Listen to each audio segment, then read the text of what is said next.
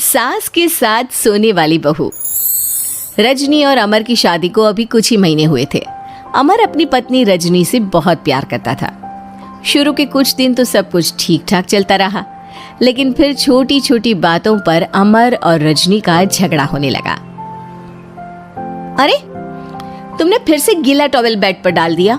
कितनी बार तुमसे कहा है कि सारा बेड गीला हो जाता है। अरे गुस्सा क्यों कर रही हो? गलती हो गई मुझसे, अगली बार ध्यान रखूंगा। बस हर बार पर बस यही कह के चल देते हो। सारा दिन सफाई तो मुझे करनी पड़ती है ना। देखो रजनी, इस तरह नाराज मत हो। मैंने कहा ना, मैं ध्यान रखूंगा आगे से। और फिर रात के वक्त रजनी अपना बिस्तर उठाकर बेडरूम से बाहर जाने लगती है। अरे क्या हुआ रजनी? सुबह वाली बात पर अभी तक नाराज हो क्या? नहीं, ऐसी कोई बात नहीं है। तो फिर तुम अपना बिस्तर लेकर कहाँ जा रही हो? मैं मम्मी जी के कमरे में सोने जा रही हूँ। मम्मी जी अकेली है ना। अरे कैसी बात करती हो रजनी? शादी के बाद लड़कियां अपने पति के पास अपने बेडरूम में सोती हैं। सास के पास कौन सोता है? मैंने कहा ना, मेरा मन कर रहा है इसलिए मैं मम्मी जी के पास सोने जा रही हूँ। अरे रजनी, मेरी बात तो सुनो यार।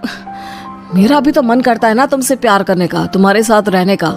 ऑफिस से थका हारा आया हूँ और तुम मम्मी जी के पास सोने जा रही हो।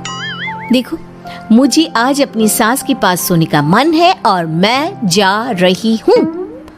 इतना कहकर रजनी अपनी सास के साथ सोने के लिए उनके कमरे में चली जाती है। रजनी बेटा, तुम यहाँ? मम्मी जी, क्या मैं आपके पास सो सकती हूँ? हाँ हाँ बेटा, क्यों नहीं, क्यों नहीं, बिल्कुल सो सकती हो। लेकिन सब ठीक तो है ना? अमर के साथ झगड़ा हुआ है क्या? नहीं नहीं मम्मी जी, मैं रोज़ रोज़ इनके साथ उस कमरे में सोकर बोर हो चुकी हूँ। थोड़ा सा चेंज हो जाएगा इसलिए आपके पास सो जाती हूँ। आपको कोई एतराज़ हो तो बता दीजिए। अरे नहीं नहीं बेटा, ऐसी कोई बात नहीं, सो जाओ। और फिर अगले दिन। अमर बेटा, तुम्हारा रजनी के साथ कोई झगड़ा हुआ है क्या? नहीं तो मम्मी, ऐसे तो कोई बात नहीं है। क्यों, क्या हुआ? अरे वो कल रात मेरे कमरे में सोने आ गई थी तो मुझे लगा सब ठीक तो है ना बेटा? नहीं मम्मी जी, वो ऐसे ही बस उसका मन किया होगा। कह रही थी कि मम्मी अकेली है इसलिए आपकी चिंता हो रही थी। पर अगली रात को फिर से रजनी अपना बिस्तर उठाकर सास के कमरे में पहुंच जाती है। रजनी बेटा, आज फिर से मेरे पास सोने आ गई। मम्मी जी, आपको मेरा अपने पास आना अच्छा नहीं लगता? अगर ऐसी बात है तो मैं बाहर ड्राइंग रूम में चली जाती हूँ। अरे नहीं नहीं बेटा, ऐसा कुछ नहीं है। पर अमर अपने कमरे में अकेला होगा ना? अरे तो वो कौन से 6 महीने के छोटे दूध पीते बच्चे हैं, उनको डर थोड़ी ना लगता है। इतने बड़े हो गए हैं, 1-2 दिन अकेले सो लेंगे तो कुछ बिगड़ नहीं जाएगा। और इस तरह फिर तो ये रोज की बात हो गई। रजनी रोज अपना बिस्तर उठाती, अपनी सास के पास आकर सो जाती। सास उससे कुछ इसलिए नहीं कहती है क्योंकि उसे लगता है कि बहू बुरा मान जाएगी। एक दिन सुबह सुबह, माँ मेरे लिए चाय बना दो, ऑफिस जाने का टाइम हो रहा है। अरे बेटा, तो रजनी से क्यों नहीं कह देते? मुझे उससे बात करने का बिल्कुल भी मन नहीं है। अरे आखिर क्या बात है बेटा, तुम इतने उदास क्यों लग रहे हो? देखो ना माँ, आजकल रजनी का बिहेवियर मुझे कुछ समझ में नहीं आ रहा। रोज रात को आपके पास आकर सो जाती है। अगर उसे मेरी परवाह नहीं तो मुझे भी कोई फर्क नहीं पड़ता। अमर गुस्से में ही घर से ऑफिस चला जाता है।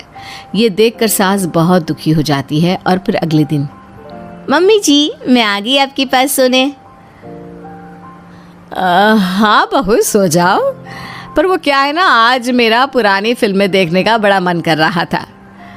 कोई बात नहीं, सो जाओ, मैं पिक्चर देखती रहूंगी। ठीक है मम्मी जी। रजनी की सास तेज आवाज में अपने कमरे में टीवी चलाकर रखती है। इसकी वजह से रजनी को नींद नहीं आती, लेकिन वो पूरी रात करवट बदल बदल कर सोने की कोशिश करती रहती है। सास को लगता है कि अब रजनी उसके कमरे में सोने नहीं आएगी, लेकिन अगली रात फिर रजनी उसके कमरे में सोने के लिए पहुंच जाती है। मम्मी जी, मैं आ गई। अरे बेटा, मुझे लगा कि कल तुम ठीक से सो नहीं पाई थी। जाओ अपने कमरे में आराम से सो जाओ ना बेटा। अरे नहीं मम्मी जी, कोई प्रॉब्लम नहीं है। इतना कहकर रजनी फिर से अपनी सास के कमरे में सो जाती है। आधे घंटे बाद, बेटा जरा मेरे पैरों पर तेल तो लगा दे। ठीक है मम्मी जी।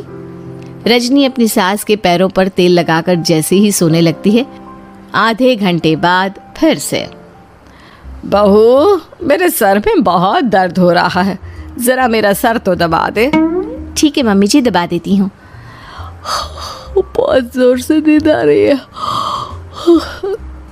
अपनी सास का सर दबाकर रजनी फिर से सोने की कोशिश करती है, पर आधे घंटे बाद फिर से, अरे बहू बड़ी जोर से प्यास लगी है बेटा, जरा किचन से पानी तो लेकर आ। अरे मम्मी जी, जैसे ही नींद आने लगती है कुछ मांग लेती है। रजनी चुपचाप जाकर किचन से पानी लेकर आती है। इस तरह रजनी की सास पूरी रात हर आधे आधे घंटे पर उसे किसी न किसी बहाने से जगाती रहती है। रजनी परेशान हो जाती है। सास को लगता है कि इस बार वो उसके कमरे में सोने के लिए बिल्कुल नहीं आएगी, लेकिन अगली रात फिर से रजनी वहाँ पहुँच जाती है। मम्मी जी, आज मैंने आपकी दवाई, पानी सब कुछ लाकर रख दिया है। अब आप प्लीज़ चुपचाप सो जाइएगा और मुझे भी सोने दीजिएगा। देखिए, 2 रातों से ना मैं सो ही नहीं पाई हूँ। अच्छा ठीक है बेटा, सो जा। थोड़ी देर के बाद रजनी की सास बहुत ज़ोर ज़ोर से खर्राटे लेना शुरू करती है। खर्राटे इतने तेज़ होते हैं कि रजनी के कानों में दर्द होने लगता है। हे भगवान, मम्मी जी को क्या हो गया है? क्या करूँ, कहाँ जाऊँ मैं? परेशान होकर रजनी वापस अपने कमरे में जाती है। रजनी, आज तो बहुत दिनों के बाद अपने बेडरूम में सोने आई हो। आ जाओ। वैसे भी तुम्हारे बिना मेरा मन नहीं लगता।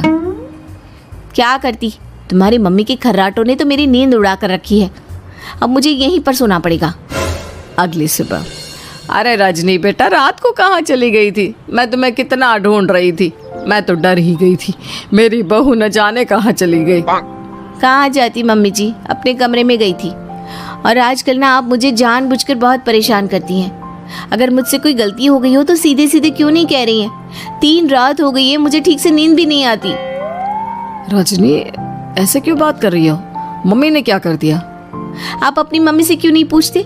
मैं बहू हूँ तो क्या इसका मतलब ये है कि दिन भर काम करो और रात में भी चैन से ना सो?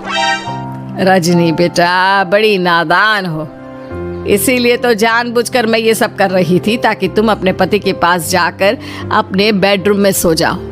शादी को सिर्फ 6 महीने हुए हैं और तुमने मेरे कमरे में आकर सोना शुरू कर दिया। यह तुम्हारी शादीशुदा जिंदगी के लिए अच्छी बात थोड़ी ना है बेटा। मम्मी, तो क्या आपने जानबूझकर ये सब किया था रजनी को समझाने के लिए? अरे तो और क्या करती, दुनिया की पहली बहू है ये जो पति को छोड़कर सास के साथ सोने चली थी। इसीलिए मुझे इसके लिए थोड़ा बुरा बनना पड़ा।